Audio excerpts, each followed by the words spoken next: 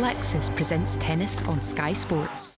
If we take people back through the story of this final and we start in that first set, she was just the more consistent of the two players. Yes, she was, and she did a great job buying herself that extra time, moving back 3 feet from her usual hit point in other matches, but Anisimova forced her to do that. So Sabalenka said, okay, I'm gonna buy more time and just get the ball in play, and when I have a chance, go for it. And she actually kind of forced Anisimova into those errors because Anisimova now didn't have any place to hit.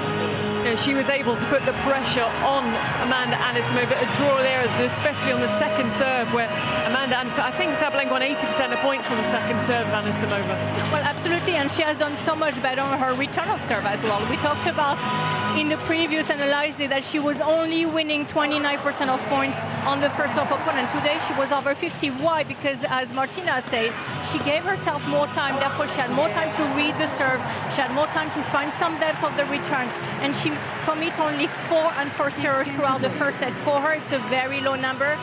In regards of how hard she can hit the ball, she just played a much more solid match overall compared to Amanda. Into the second set, and what were your thoughts in terms of how Anisimova approached this second set, Martina? Well, I think she felt that she had chances in that because she was up a break. She went down from 2-love to 3-2 serving, and I think she was a bit disappointed that she didn't play better in those moments and started playing a little cleaner tennis, but not good enough for Sabalenka as she got more confidence after she kind of escaped in that first set. And Amanda still didn't struggle with the lights anymore. That seemed to only bother her in the first set. But she was okay emotionally, but still a little too much of a roller coaster. I think she needs to be nicer to herself, period. She's such a perfectionist that she gets disappointed too easily, and she needs to just stay more positive the whole time. Yeah, she does seem very hard on herself, and a point we talked about the extra variety that Sabalenka has in her game. I'm still thinking about that drop shot early in the second set, I mean the touch of Sabalenka. Absolutely, and I think she was moving better as well today overall compared to Amanda, that might have been a little bit fatigued from, first of all, the extra match, second of all, that grueling semi-final over Naomi Osaka. But again, it's just that incredible resilience that Aryna was able to showcase today that got her over the line ultimately, because she played clever, she played better, she was emotionally more in control, and when she to really dig deep, she was there for it. Yeah, I think it was huge, the emotional control of Aryna Sabalenka, because it has been a tough old year when it comes to Grand Slams. Yes, again, pressure was on her. The expectations are so high when you're at the top like that. And so close yet so far. Did not play her best tennis in those 2 finals when she got there, and she played her best tennis when she had to. Didn't play her best tennis throughout the match, but she played her best tennis when she had to, which is kudos. That's even harder, you know, to kind of bring it when you have to. Yeah, it's the mark of a champion, and she is the champion once again. And just a few numbers there looking through, and the unforced error count of Amanda Anisimova is just too... I know she has a big game and you're going to get unforced errors, but the number is just too high.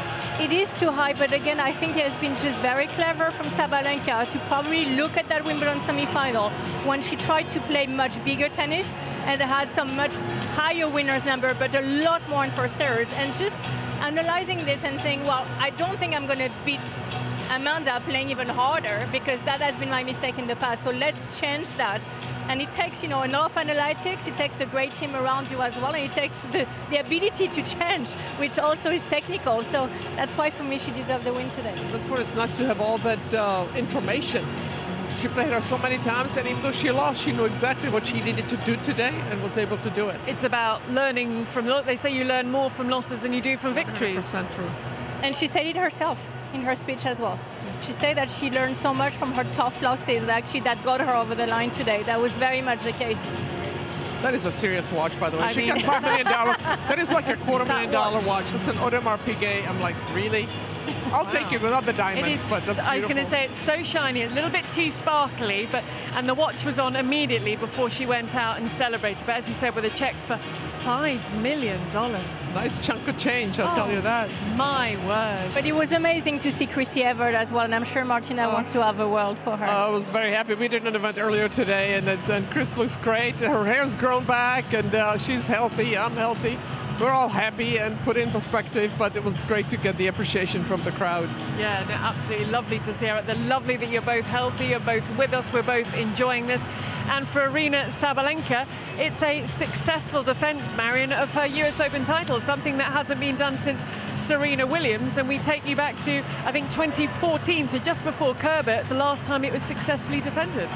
Well, absolutely, and you know, when we took our prediction before the US Open started, we didn't really all predict Aryna based on her summer and the Wimbledon loss and Cincinnati, but she has been able to regroup, and all credit to her. And she said it herself, playing back-to-back American semi-final and final at the US Open, it's not an easy task. So absolutely more than deserving to get her name again engraved into that beautiful trophy. So, final thoughts on this final. If you were describing what you saw out there today in this one, what would you tell someone who missed it?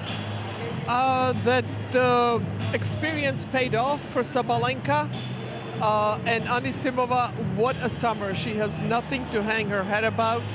If somebody told her you were going to be in the finals of Wimbledon or the US Open, she'd be over the moon. But losing in the finals stinks.